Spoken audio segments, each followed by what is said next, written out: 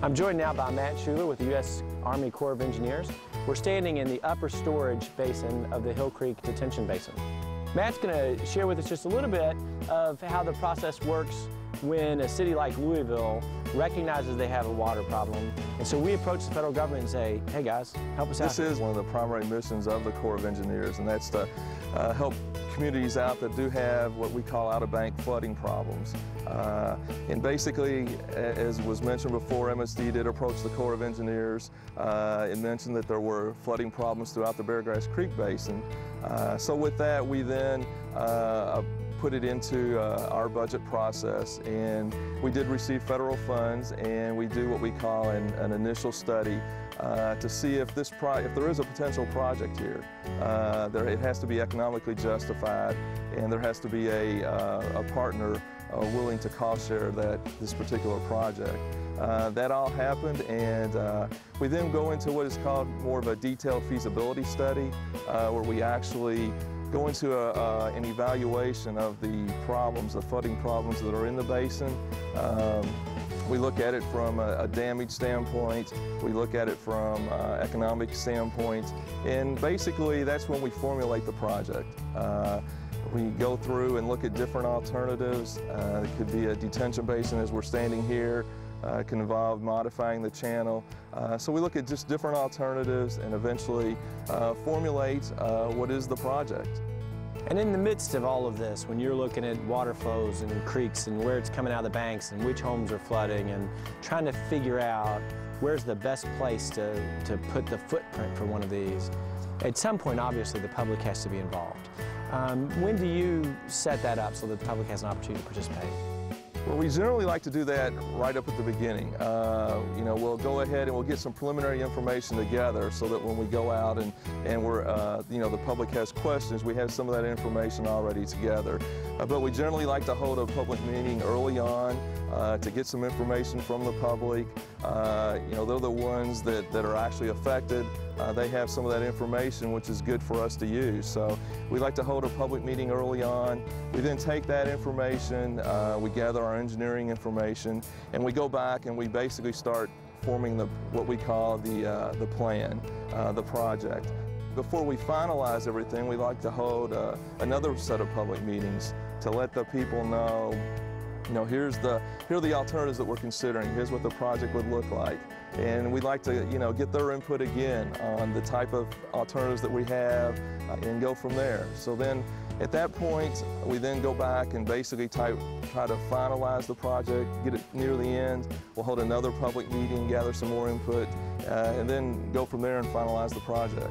So from start to finish, the hope in this, of course, is that there are no surprises. Everybody understands what we're doing and why we're doing it and where we're doing it. Right, that's correct, that's correct.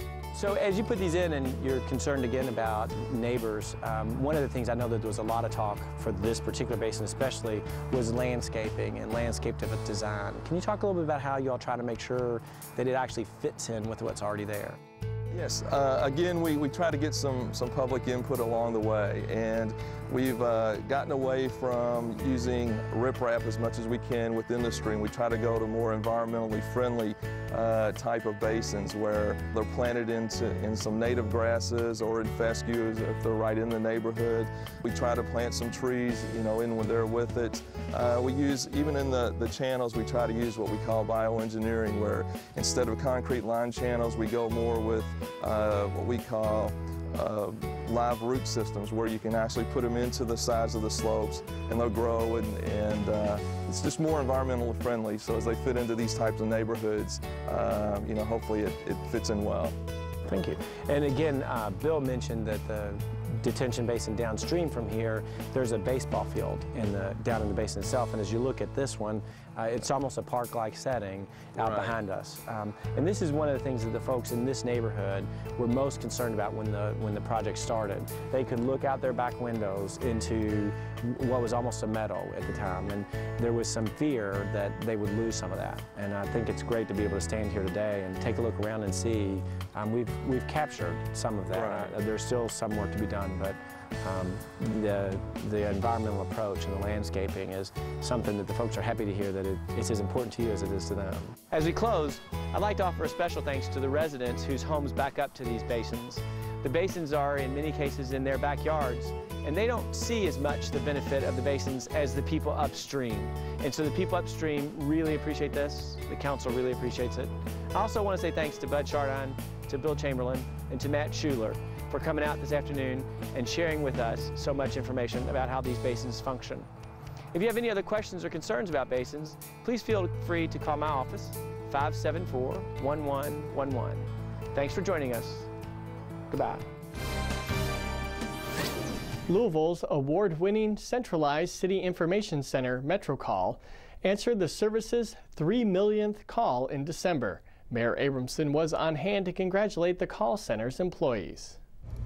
Thank you for calling MetroCall 311. Since 1989, MetroCall staff has been answering questions on just about every city service. I call in MetroCall if I see a traffic light on the blink. I call in MetroCall when I see in the evening a street light on the blink. It seems like it might have been some paving done there. Is that what you're saying? The MetroCall service is available for non-emergency questions around the clock. Every month I get a report of all the MetroCall complaints, and I can watch the trend. And if all of a sudden the trend focuses on something like high grass on vacant lots, we can bring all our team together and develop a response to that complaint. Recently, 311 reached a milestone, its 3 millionth call.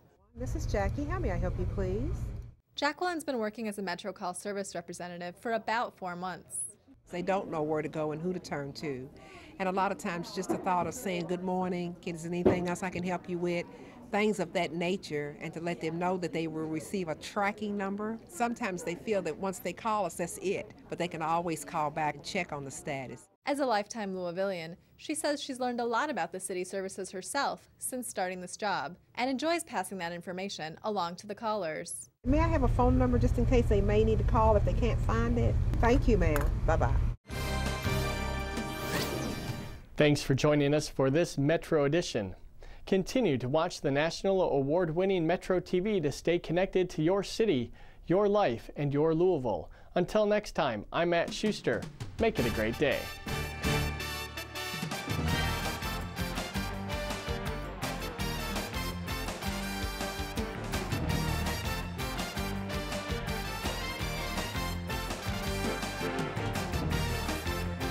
Metro TV, a public service of Louisville Metro government.